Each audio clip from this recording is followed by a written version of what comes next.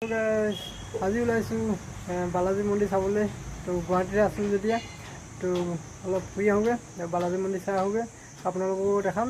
তো ধুনীয়াকৈ চাই থাকিব, আৰু যদি ভিডিঅ' চাই ভাল পালে লাইক এটা কৰি দিব, আৰু কোনোবা চেনেলটো নতুনকৈ চাই আছে যদি ছাবস্ক্ৰাইব কৰি ল'ব। তেনেহ'লে ব'লক ডাইৰেক্ট বালাজী মন্দিৰ লগ পাই আছোঁ।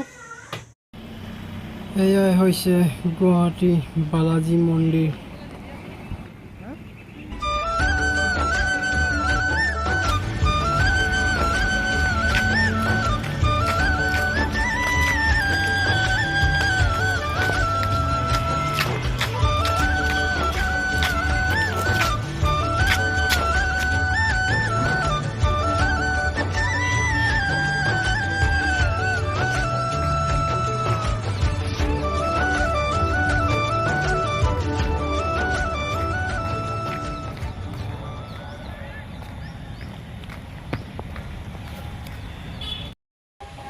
এয়া দেখিছে ইমান সুন্দৰ মন্দিৰ।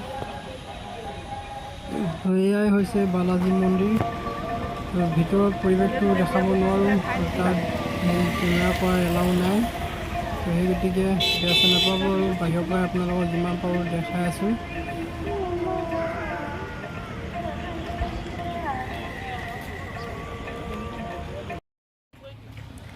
এয়া চাওক, ৰাস্তাটো দুই কাষে কি ধুনীয়াকৈ ফুলি আছে, কৃষ্ণচূড়া গছৰ ফুল।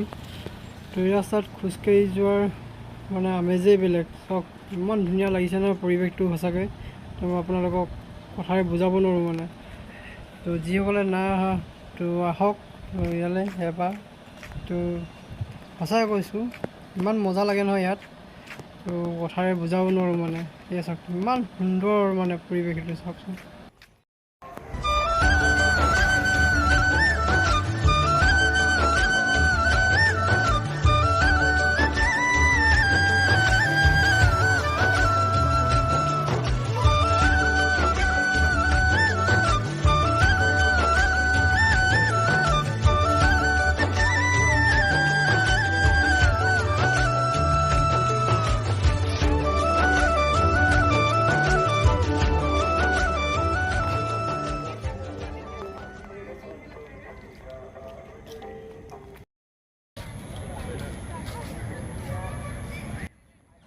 তো ইয়াত দেখিছে মন্দিৰৰ কাষতে এনেকৈ বহিবলৈ হেৰি কৰি পাৰ্কৰ নিচিনা বনাই দিয়া হৈছে।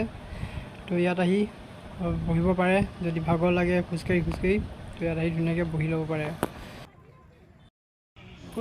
খোজকাঢ়ি ভাগৰ লাগি গ'ল, গতিকে আমিও আহি ইয়াত অলপ সময় বহি ল'লোহি। বেছি সময় বহিব নোৱাৰি গধূলি সময়ত, কিন্তু মহে বেয়া জু দিয়ে, মহ ডবল।